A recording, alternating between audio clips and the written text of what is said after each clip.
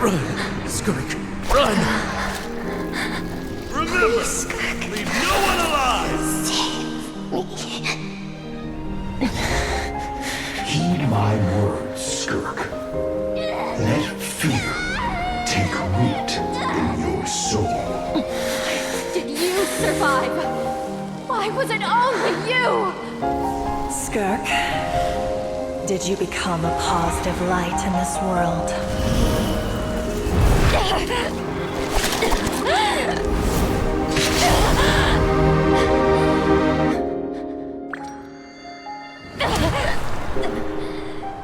Hey, this doesn't have to be the end.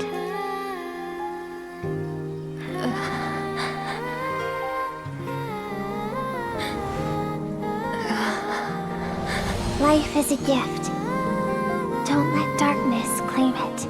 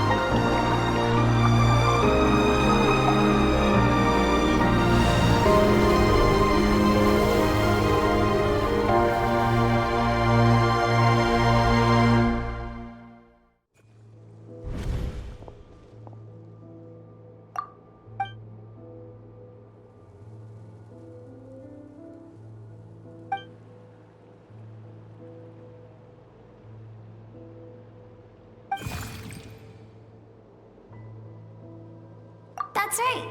This is Skirk's inner world. Think of it as the threshold between the soul and dreams. This isn't your first time here, but what you remember is probably a space covered in darkness. I only managed to illuminate a small portion for you back then.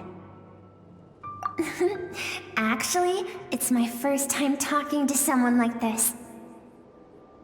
I only managed to break free and bring you here because the injury weakened her power. I guess that's why I can speak again, too. Call it fate, if you want. I think that's the word they use in this world for lucky coincidences like this, right? Now, before I take you to her, I gotta ask. You're the first outside visitor to ever come here, so what's your impression of this place? Oh, you noticed. This river represents Skirk's strength. Strength accumulates over time. It is the summation of a person's lived experience. So this river is where all the fragments of Skirk's life should converge into a single stream of memories and emotions, flowing forward as one. But as you can see, this river has been severed numerous times. It's because Skirk doesn't like who she was in the past. And all she sees reflected in the river is a disgraceful shadow of who she was. She cuts through water and rock with the sword of reason, severs her connection with the past, and begins anew.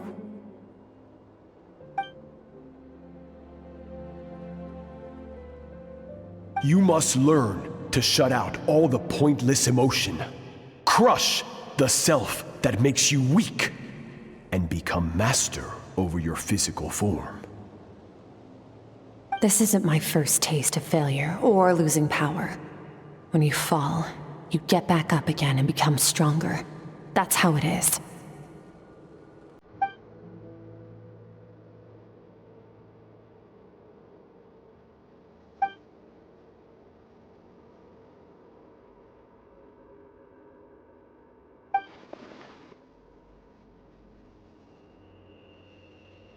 The answer to one mystery invites another question, I see. Let's follow the river upstream. There among the cliffs, among the memories etched into her heart, lies the truth of it all. Soon, you'll understand everything.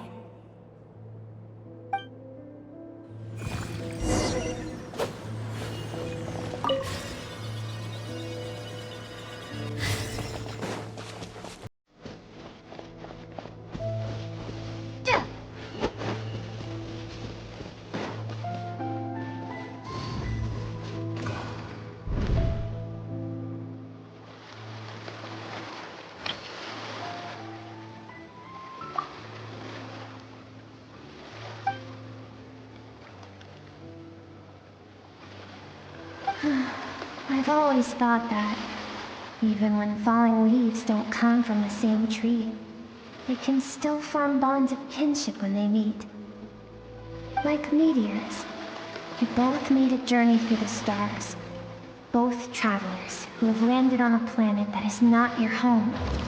Yet, when she first noticed your presence, although she hesitated for a moment, she still chose to walk away, indifferent as ever.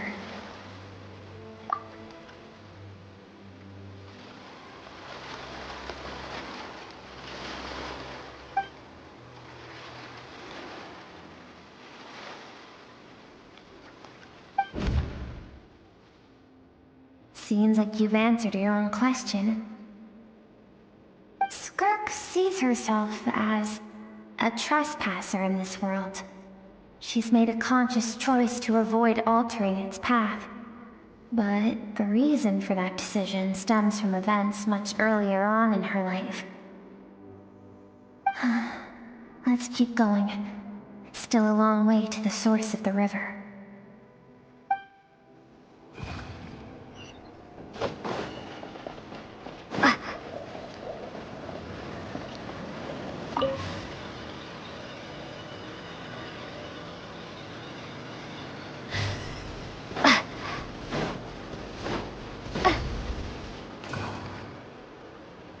You now have what it takes to wield immense power. From this day forth, I shall teach you no more. No one can become a worthy warrior through imitation alone.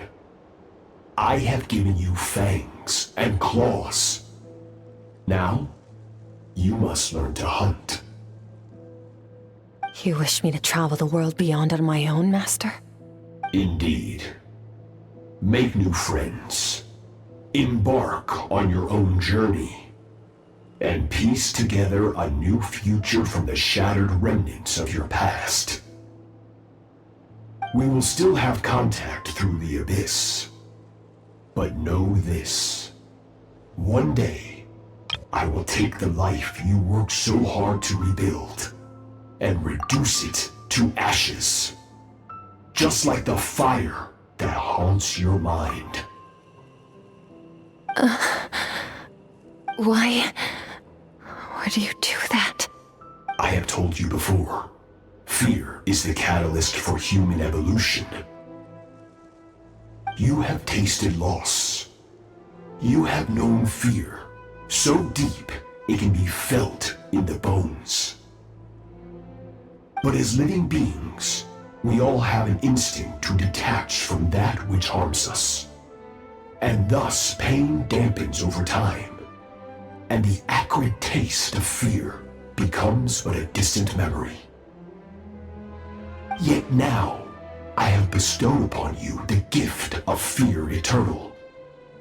It will drown you in the nightmare of your childhood, or it shall drive you to defeat me whatever the cost.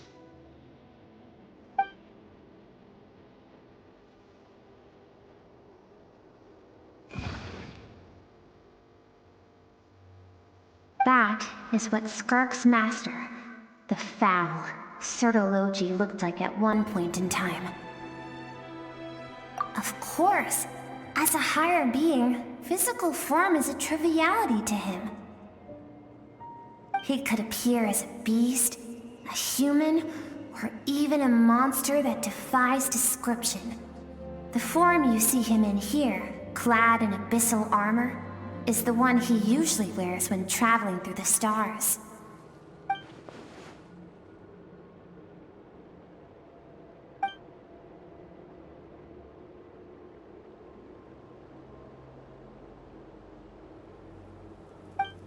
For certain reasons, I need to bridge the power gap between me and my master as quickly as possible.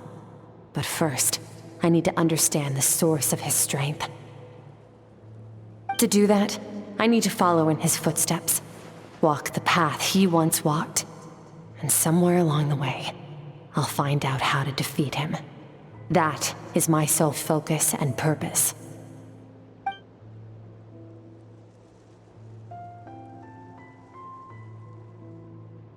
I'll let you in on a little secret. The real Surology is terrifying. The scope of his power is impossible to understand until you experience it firsthand. It is absolute, the power to crush all things.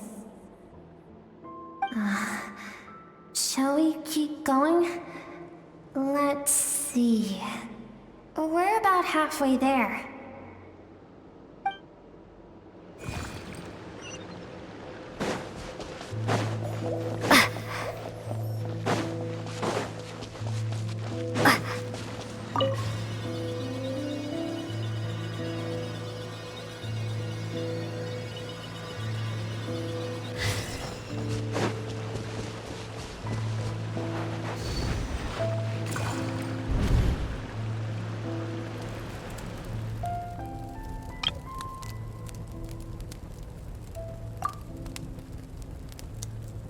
We've made it quite a ways already.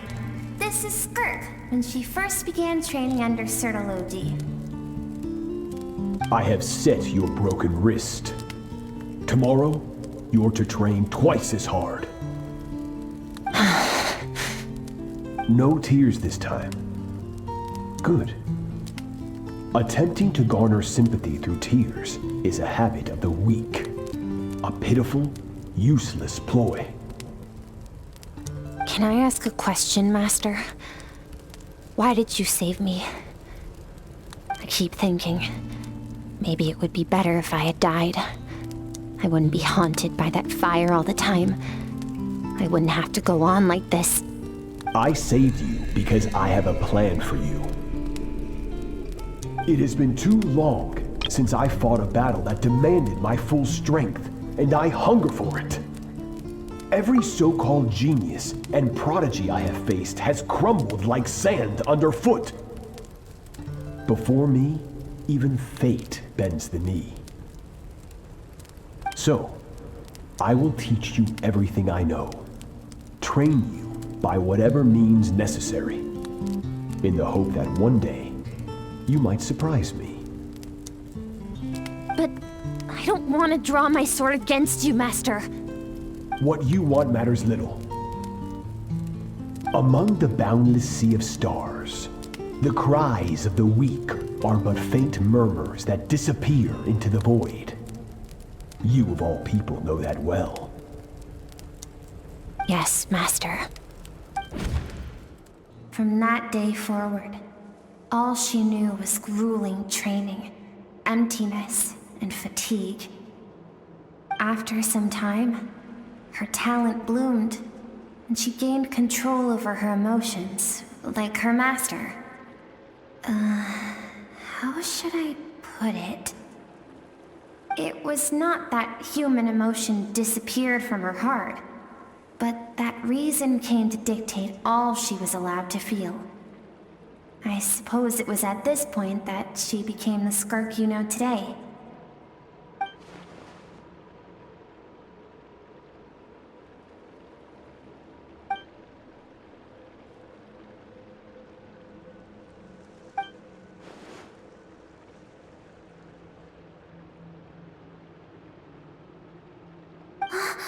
We're nearly there. I almost don't want to reach the end. Well, shall we? This is the final stretch.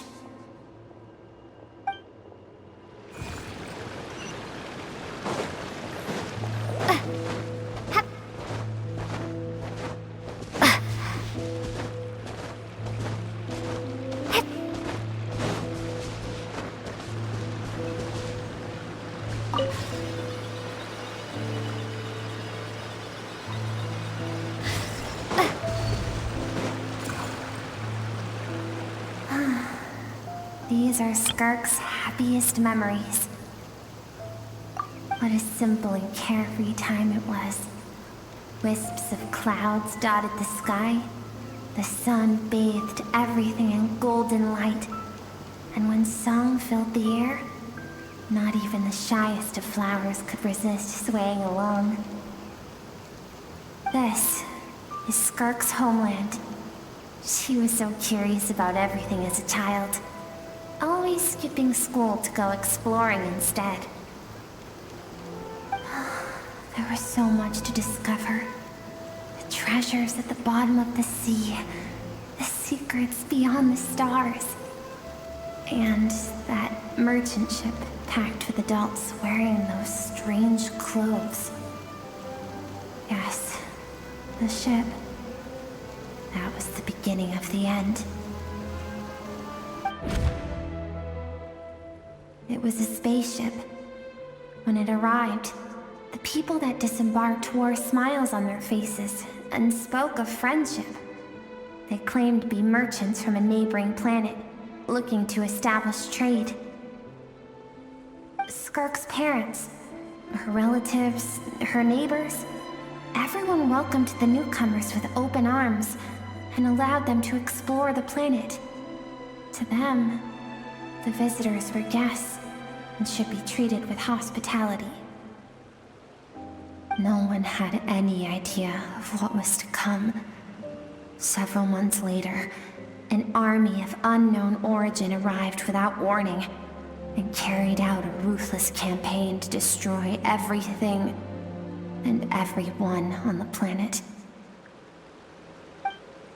Skirk had skipped school that day, like so many times before, so she was not caught in the immediate wave of destruction. But when she came home that day, only fire and ruin awaited her. Countless people cried out to her for help. People she knew and loved. Friends and relatives. The little girl who lived next door. The shop owner with the bad leg. The bad-tempered teacher she had made fun of just that morning. Their lives were discarded like worthless trash as the fire consumed one life after another.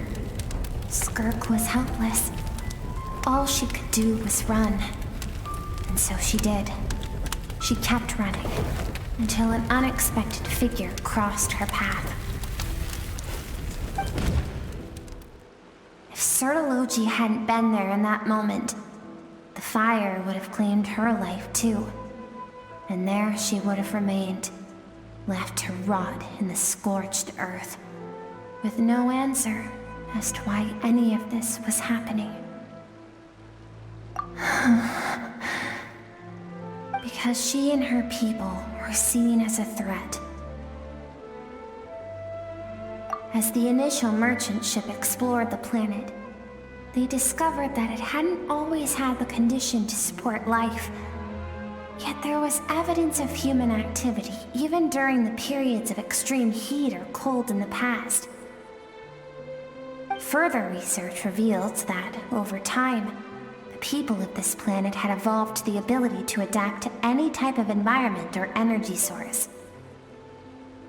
For that reason, the outsiders viewed them as a potential threat, and decided to eliminate them before the threat could rear its head. And so, the army was called, and the so-called danger was wiped from the face of the planet. Senseless, isn't it? Deemed a threat because of a gift they didn't even know they had. Perhaps it was their own innocence and kindness that doomed them. But in the end, that was lost to the blaze as well. If those with power get to decide good and evil, then all you can trust in is the sword in your hand. And so, before death could claim her, she ran. She ran and never stopped. No one wants to relive their most painful moments. Well, that brings us to the end of the story. This is as far as we can go. Skirk is waiting over there. For both of us. Let's go to her. It's time to fulfill my purpose. And my greatest wish over all these years.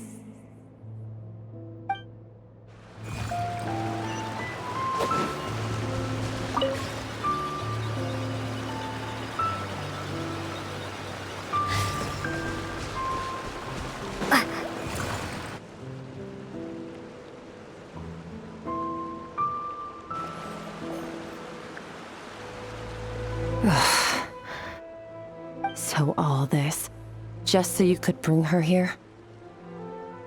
I have things to say to you. Well, to me. I want someone to witness our reconciliation, even if it takes an argument to get there. And she is the best choice in this moment. Her suppressed emotional self, the version of herself she keeps locked in the recesses of her mind, stifled by reason.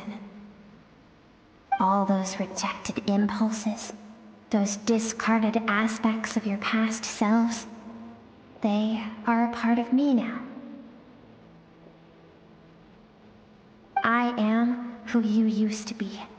Someone you have refused to face for too long. So, I came to face you instead. You're wrong. I've faced you all along. And that's exactly why I keep you locked here.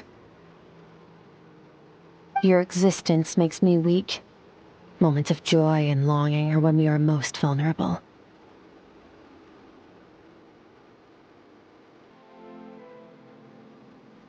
Don't forget, it was a penchant for goodness over reason that doomed our homeland in the first place. The vastness of the universe renders everything insignificant. Our feelings most of all. Even so, learning from the mistakes of the past doesn't have to mean erasing everything. Strip yourself of your so-called weaknesses, emotions like kindness and empathy, and what makes you any different from the ruthless soldiers who slaughtered our people? The difference is that I'm doing what is right, what is necessary. I allow you to exist, but with limited freedom. That is the greatest kindness I can offer. I've shouldered everything you couldn't carry. I rose above the numbness and emptiness, and it was cold, unfeeling reason that brought me this far. It made me who I am. It made me strong. That is the problem. I want to shoulder those things together. On the grand scale of the entire universe, maybe our feelings are vanishingly small, but why should that mean they don't matter? Emotion gives warmth to the cold expanse of space. It gives meaning to the world around us. Think back to those nights of gazing at the stars, those afternoons of exploring the unknown. Think back, and let them grant you peace. A brief respite from the pressure you put on yourself.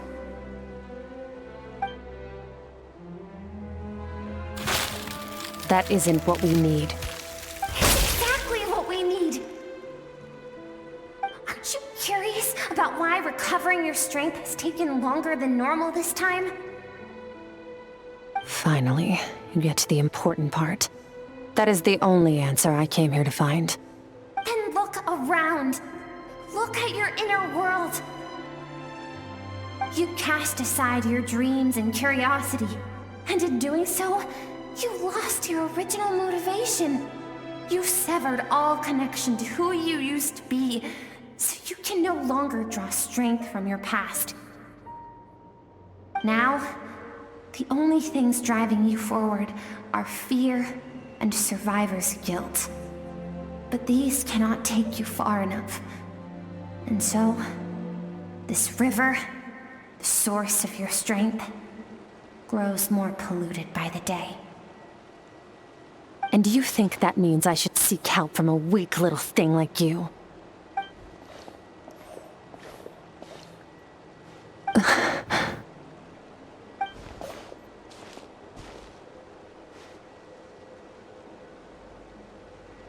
Thank you for saying that.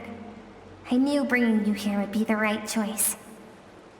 To be honest, I'm not here to argue with you. This isn't about who's right or wrong. And in fact, I agree that in order to make it through the wake of that tragedy, we had to distance ourselves from the pain through reason over emotion. But what is right at one point in time isn't always right forever. I know you will never forget that fire.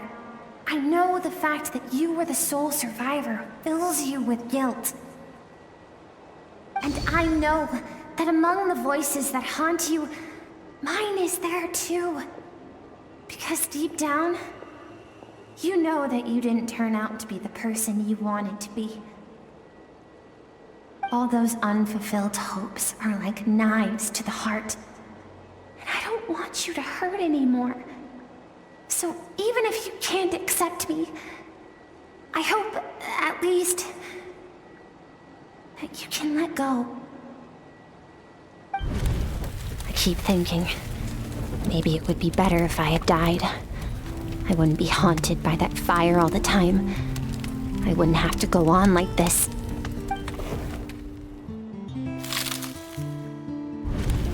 Your dad and I, we're not afraid to stare death in the face, but we need you to survive.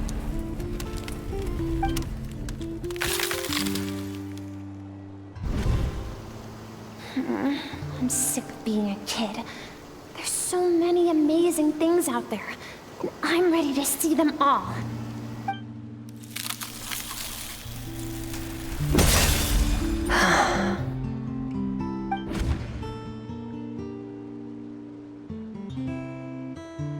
I remember.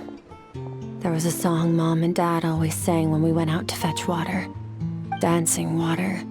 The sand along your path is begging for your song and movement. Will you carry this burden with you on your journey? I am not the dancing water, and you are not the burdensome sand. But if this is your wish, then I will carry you with me until the end. Thank you. I should be thanking you.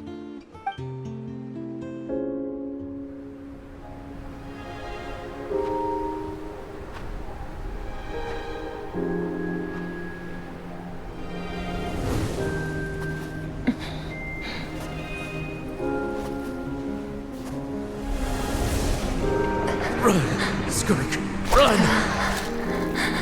Remember, leave no one alive! Heed my words, Skirk. Let fear take root in your soul. Did you survive? Why was it only you? Skirk, did you become a positive light in this world?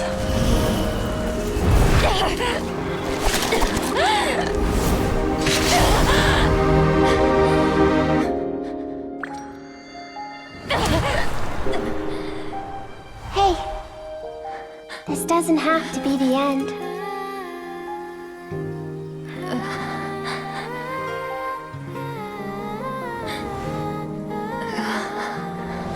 Life is a gift. Don't let darkness claim it.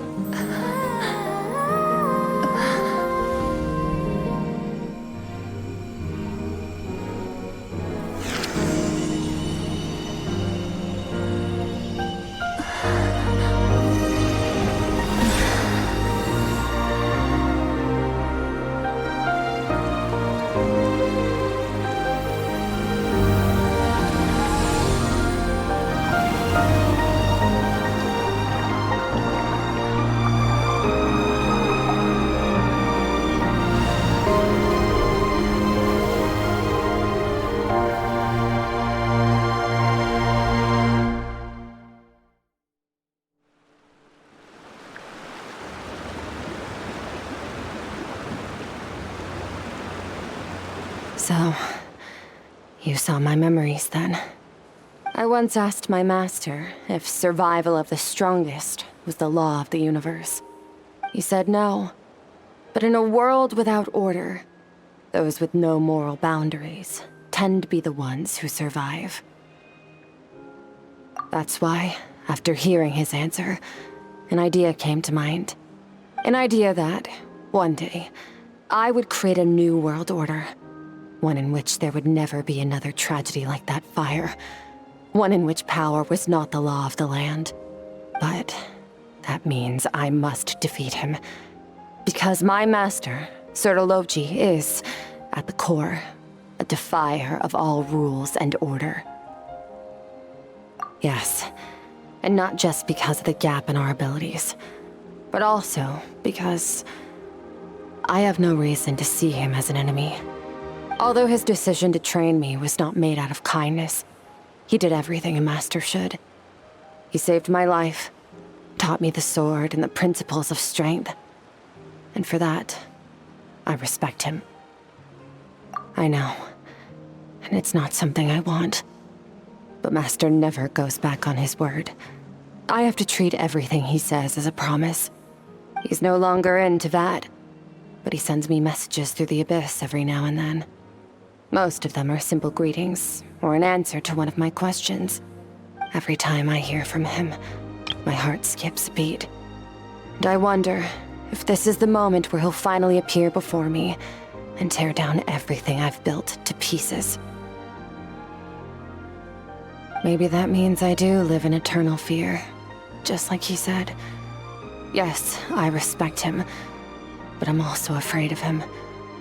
And for that reason, the pursuit of strength consumes every moment of my life.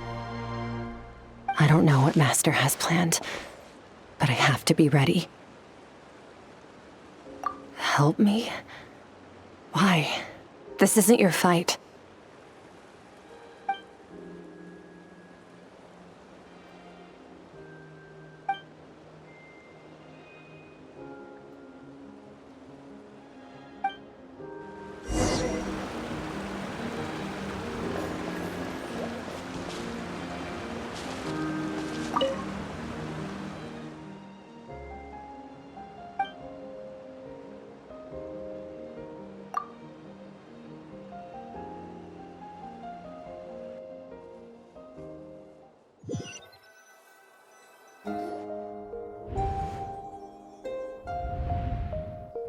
Oh, you're finally awake! Honestly, Paimon was gone for like 2 seconds and then she comes back and finds you both unconscious? Oh, you scared Paimon half to death! You're both okay, right? What does it look like?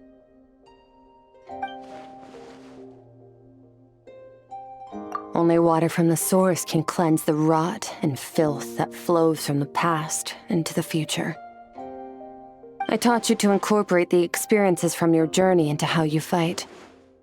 I suppose what happened today will become an inseparable part of who I am. Okay, so Paimon feels like she's missing some important context. But whatever. Paimon brought back tons of delicious snacks! Let's dig in!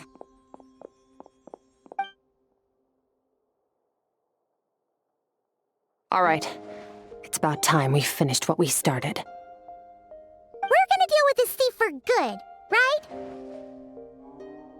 This time, I'm not going to tell you to hold back. But having digested even more power in the meantime, he's going to be tougher than before. The good news is, we have no reason to pull our punches this time. So, let's go. Same place as last time.